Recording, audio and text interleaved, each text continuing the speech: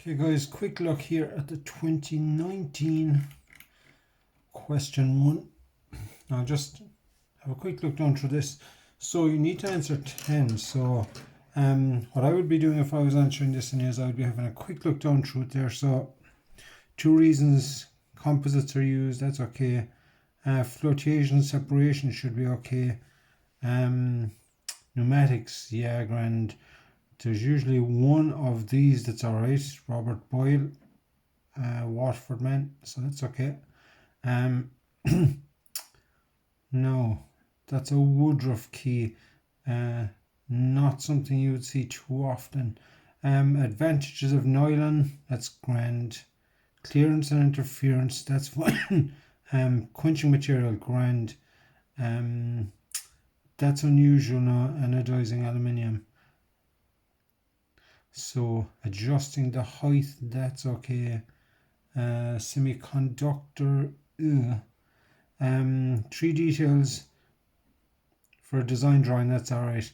And the colours of the signs, again, not something you might have considered too often, but we need 10.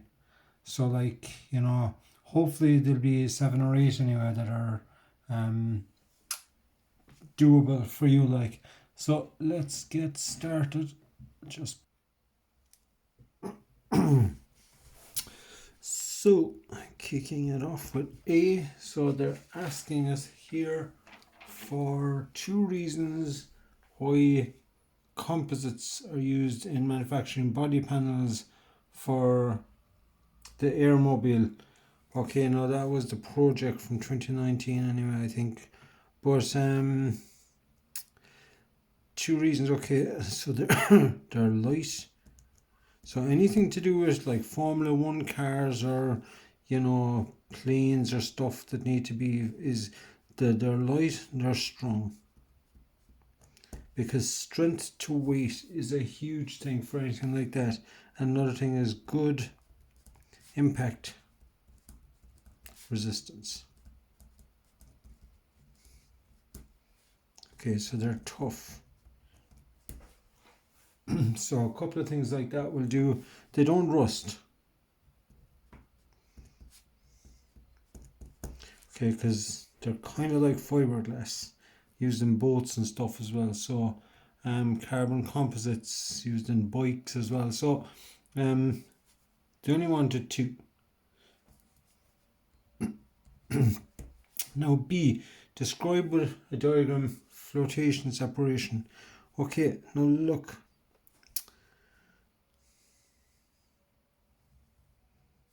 I'm going to just sketch a tank and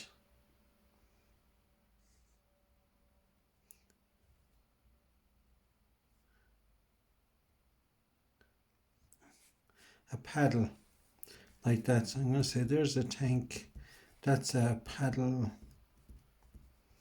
an agitator. Okay, so but I'm going to change here now, and I'm going to convert this into a 2D, just a front view of that. It's just a bit easier. Section view, so I'll just, okay, so I'm going to put, here is the shaft down the center there for that. Here is our paddle. I'll put that going right to the bottom.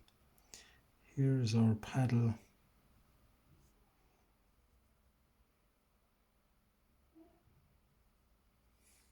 Now I'm going to just put this symbol on this here to make it look like it's a cylinder, and that rotates. And there's also, going to say, put a second hose going down to it there, say that's air. So the air, and I'm going to fill this tank with a liquid. Now, and there's an air hose going down through that. So what we want to put here is lots of air bubbles, and I also want to put in using a different color, might use green, and I want to stick the green or the particles of metal, so I want to stick them onto the air bubbles, and I want to put a load of them then up here at the top, lots of them floating on the top. And then we'll write a quick explanation. So I'm going to put some more air bubbles up here now as well, but I want to put a heap of them along the top, because that is the whole purpose of how this thing works. So so you throw the ore, which is the metal plus dirt, I'll just call it dirt, into the tank. The agitator spins and swirls the ore. The air, so there's an air hose coming down here, so the air blows in air bubbles, plus, now this is the thing, there's a flotation agent. Okay, now the flotation agent there is kind of like the it's like a chemical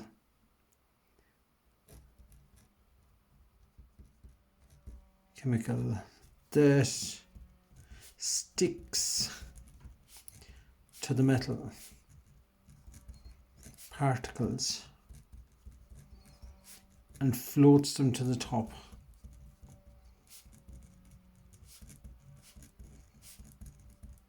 Where they can be skimmed off.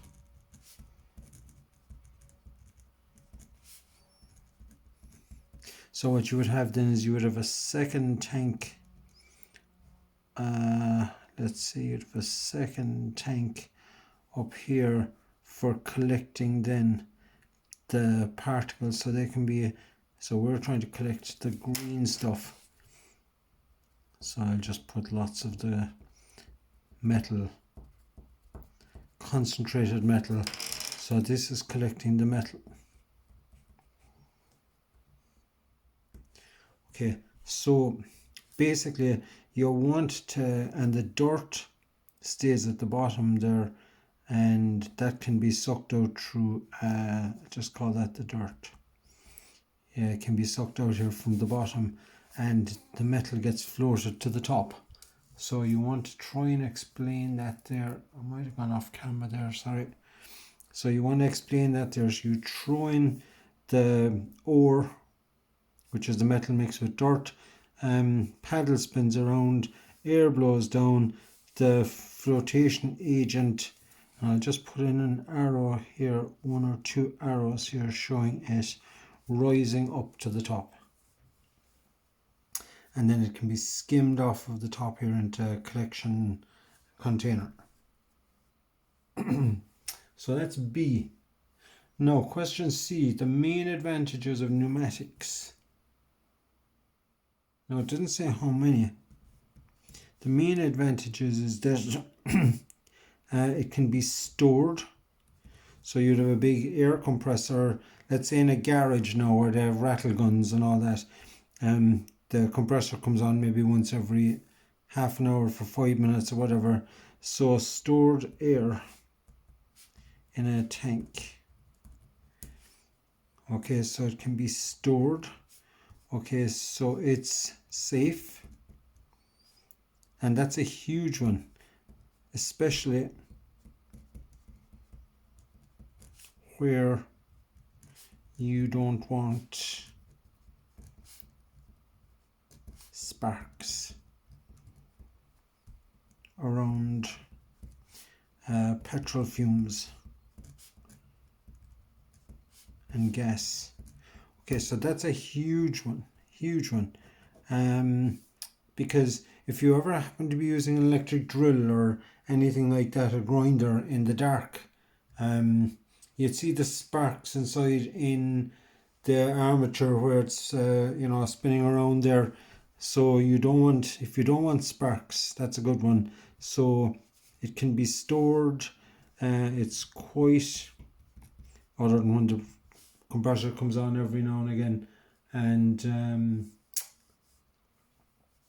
basically it's cheap, I guess, enough, and because it's running on air. Now, D, we only want one of these here. So look, Robert Boyle. Okay, so he was born in Lismore Castle. Oh. Watford.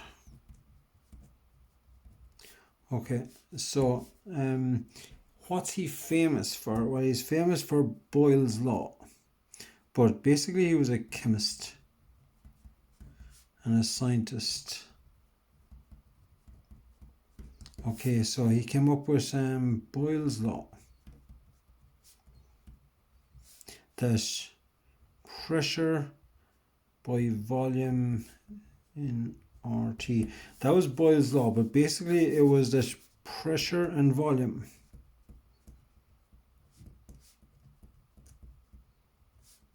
are proportional.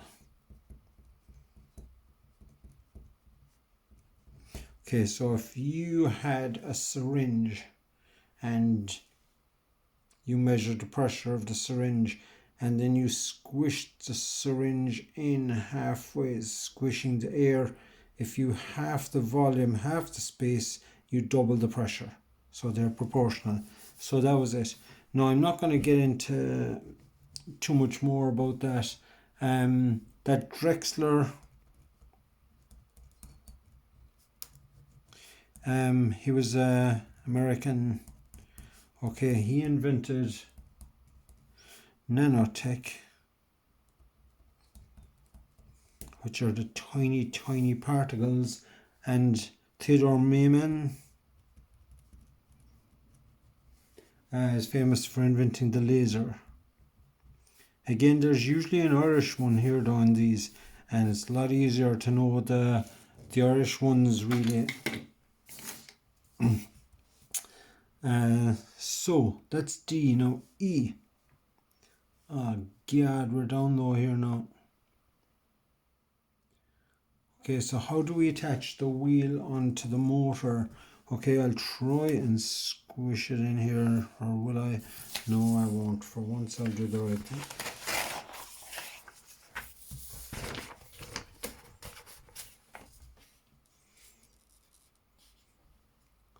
Okay, so in the photograph there you've got a wheel. I'll just draw this here now.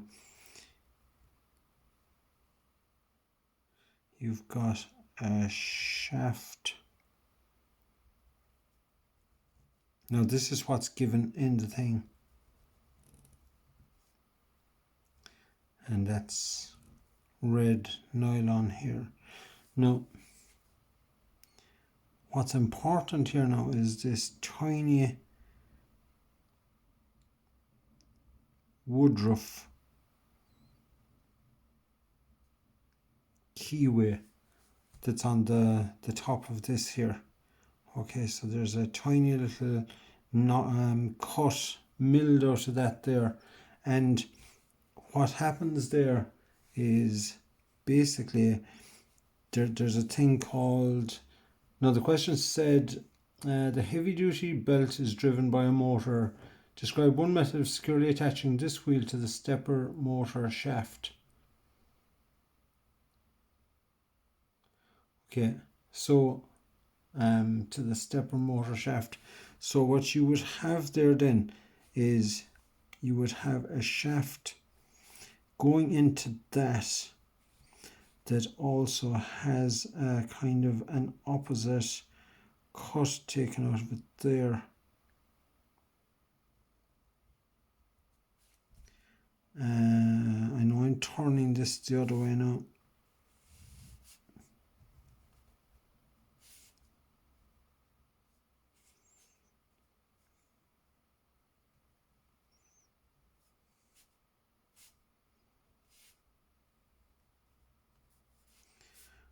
Okay. So you would have a shaft there. I'll just continue that back. With this keyway taken out of it here. Just try and show you there now. That keyway there. That line shouldn't be there now. So I'll just try and shade this in here now a little bit. So here's our shaft.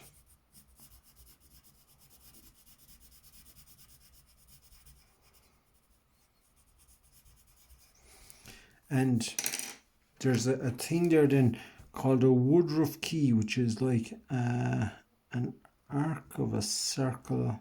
It's like a kind of a boat shaped thing, really, flat across there.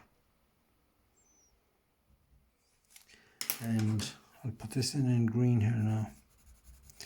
That's a thing called a Woodruff. Okay, a Woodruff key.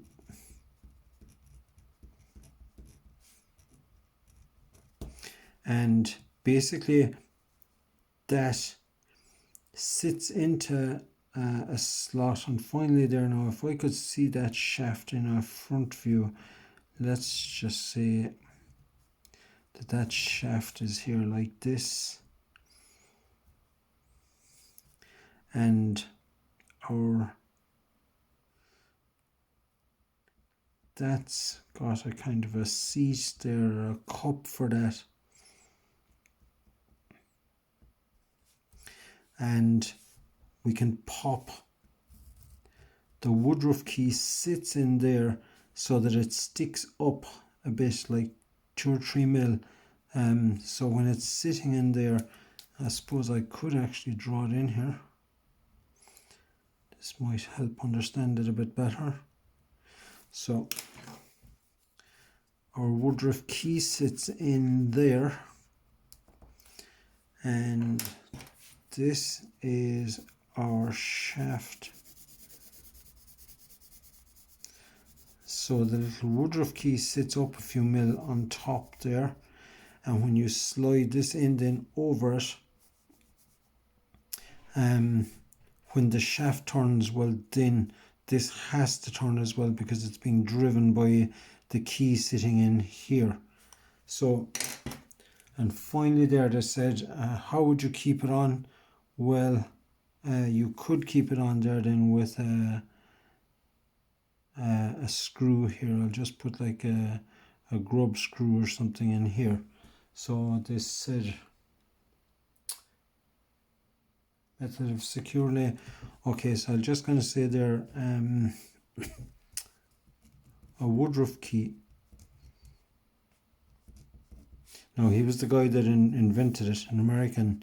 A Woodruff key is used to drive the wheel, and it is held on with I'll call it a bolt, really, with an Allen key bolt, or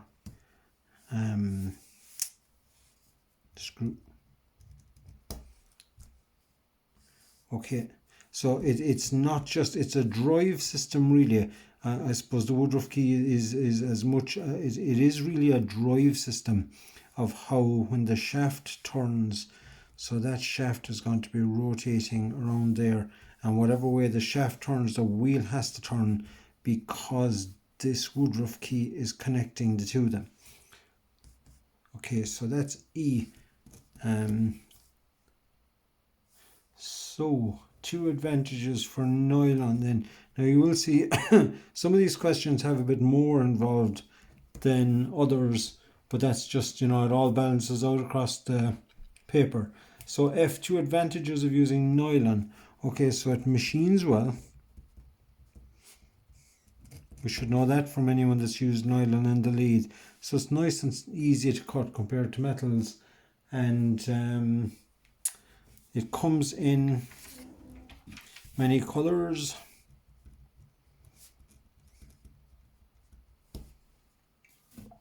And it's got low friction.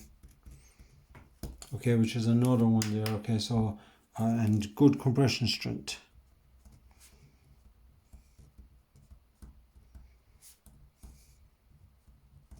Okay, so nylon's used a lot for bearings because it doesn't heat up when it's, being spun against the net. So there's loads there for that. And yeah, even if they ask for 2, you're safer to try and, a couple more just to be safe. No. Distinguish with a clearance and an interference fit. Okay, now what I'm going to do here is I'm going to draw just a block of metal here for starters with a hole in it, and I'm going to say that's a diameter 20 hole. And then what I'm going to do is I'm going to just kind of take a cut section of that there then, so that this here is our block of metal and there's our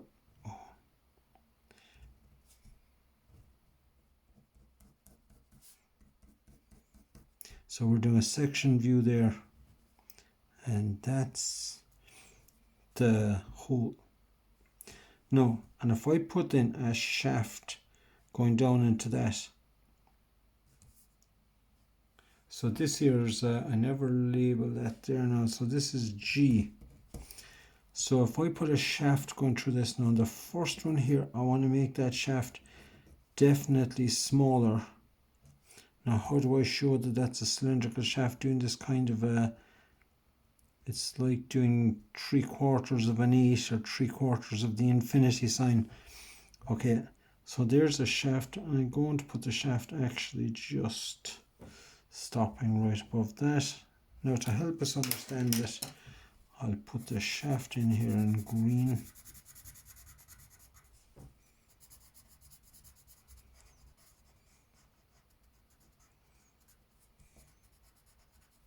Okay, so we can see there that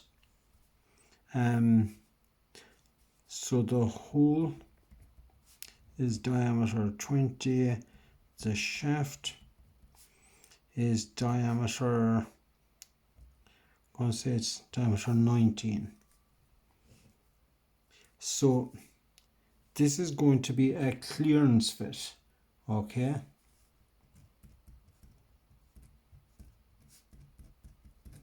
So that is going to be our clearance fit. Okay, because there's loads of room there for the shaft. I suppose I could have actually just drawn it going into it if I wanted to. I'll just extend that down there. It doesn't really matter because whoever's correcting this is going to understand what you're trying to say.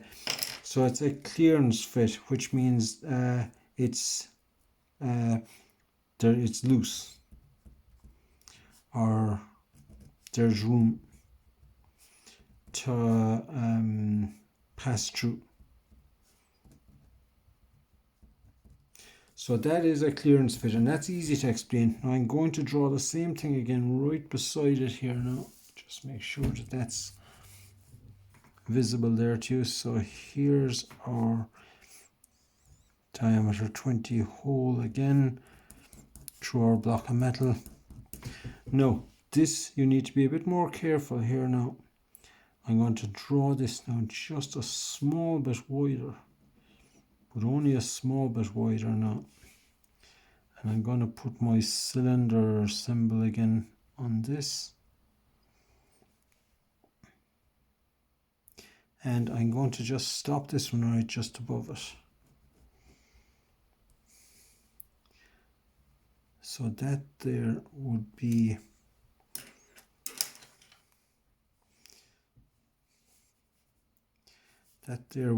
the, if I just put the hole here in blue, it'll help you understand this. So that there now is the, where the curve of the hole is there, looking in from the front view there at this. So now again, the hole is diameter 20, but the shaft is, let's say it's 20.02. I'm going to say plus or minus 0.01. So it could be 20.01 or it could be 20.03. But basically this is an interference fit. And what it means is that it has to be pressed in there with a power press, or beaten in there, or hammered in there, and the shaft is a bit bigger than the hole. Okay, so that is a interference fit. Now there is a third one called a transition fit, which could be could be somewhere in between. So like it might be a clearance, or it might be a transition, or sorry, interference. So transition could be one or the other. But clearance, bit of room, interference, shaft definitely bigger than the hole. But obviously it can't be much, or you couldn't put a 25mm shaft into a 20mm hole, so it has to be only barely. So it's used for bearings and stuff like that you want to stay on tight. So that was G. So again, there was a bit of explaining in that, but so H, and identify this 3 quenching media for heat treatment. So again, that's if you take steel out of a forge furnace or whatever like that there, and that's, so look, obviously the most common one people would be familiar with would be water, oil, brine, which is salted water,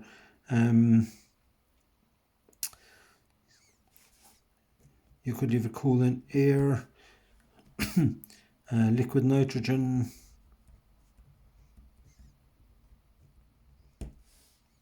even sand. So again, they wanted 3. So I'll just scroll off down here. Now the next one there, they were asking about anodizing aluminium, okay, for a walking stick. And no, they only wanted one reason why, but like, I have to spell this properly.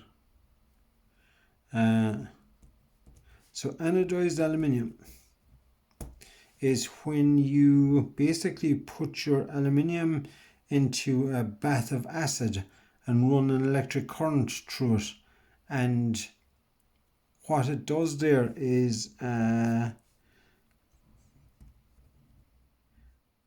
makes it corrosion resistant.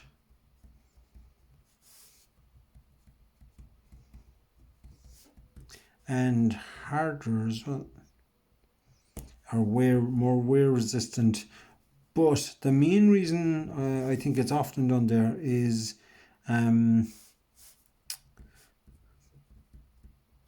allows it to absorb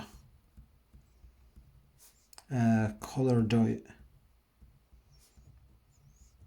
No, that's used there in everything from plastic or not plastic, but drinking bottles to walking sticks was the one given there. But another place you'd see it is in the crabs for mountain climbing there, stuff like that there, that they've got a colour on them there, and it's not a paint, but you'd basically run it for maybe an hour inside in an acid, a battery acid with a current flowing through it, and then you dip it into a hot dye and it absorbs in the colour on the dye, so it just gives you a lovely decorative colour on it then.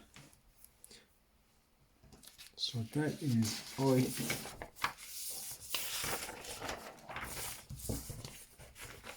So that's 9 done, so really there. Now the next one there then is G. They knocked 2 questions out of this one. So this said that it caters for people of different heights. So how would you adjust it? Now look, anybody that has the misfortune there of having been on crutches will know that if we just take, and I will put our tubular symbol in here again,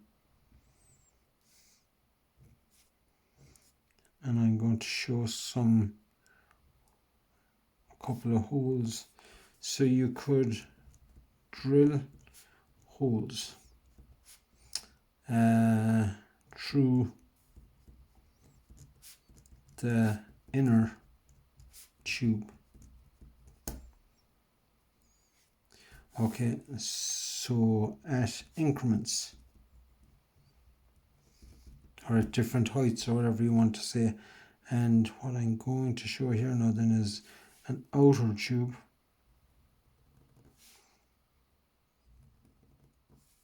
So this is our outer tube.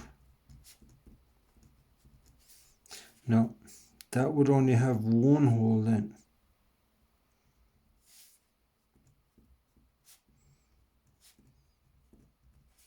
And use a spring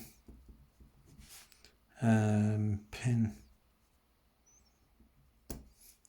So that's looking in there from the front, and I'm going to draw in my, just put that there in green there. But if you had that in a side view, just try and sketch a side view here of this.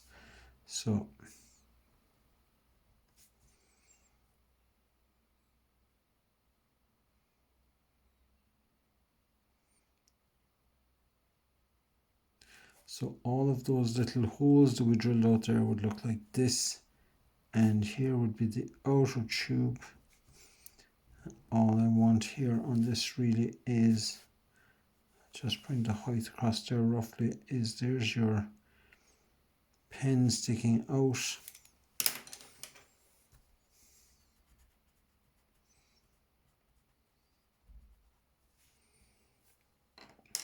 And we know that that's going off up through it here, going off up through it here, and that our pen can stick in here like that. So anyone that knows crutches knows. Now you could also have like a screw to do that as well, but for quick adjustment, just a spring clip there would do. So a spring pin you push in to change height. Alright, so that will explain that one. Alright, so that's J. So K is explain a semiconductor. Okay, so a semiconductor, or with an example. Okay, so a semiconductor. Okay, so silicon would be the best known.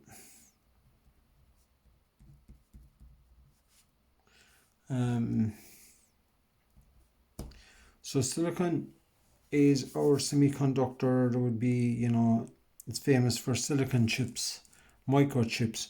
Okay, so we know that metals conduct. plastics and glass don't conduct, so they are insulators, and semiconductors are in between. They can conduct,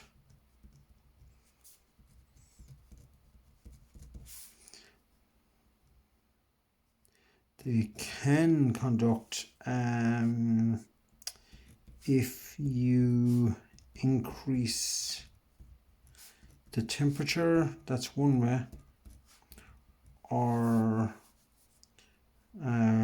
run another current or an electric field.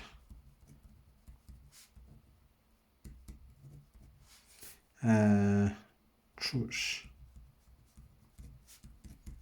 Okay, so they're basically, they can conduct, but they're not good conductors like metal. Okay, so it kind of allows control really, and sure, that should be enough, I would say. Now, 3 details shown on a design drawing. Now, any of the lads that do DCG there, you know, you're going to have dimensions, the materials, you'll have different views,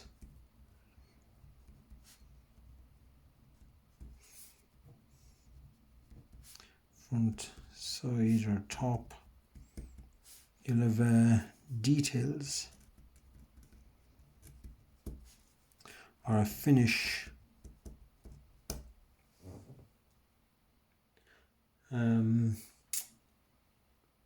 so yeah, our whole sizes and locations. So again, they're throwing a few extra, and finally there then M. So they're asking there about the color coding and signs. So be careful there now, because they're actually asking for what does the color of the sign mean, not what does the sign itself mean. Okay. So red is do not do something. Okay, so red is do not something, and blue, and usually red actually is usually associated with fire also. Okay, so blue is mandatory, something you must do. So it's a do. Yellow is a hazard or a warning. So like there's a electrical danger, or even driving your car there, that there's bends in the road or whatever there. So a yellow is a warning, and green is to do with safety. So it's often used there with exit signs and stuff like that. So green is safety information. So where is the off button and emergency stops and stuff like that. But so yeah, those are the color relating to the signs. So again there, like that's all the questions done, and you need to do 10. So best of luck.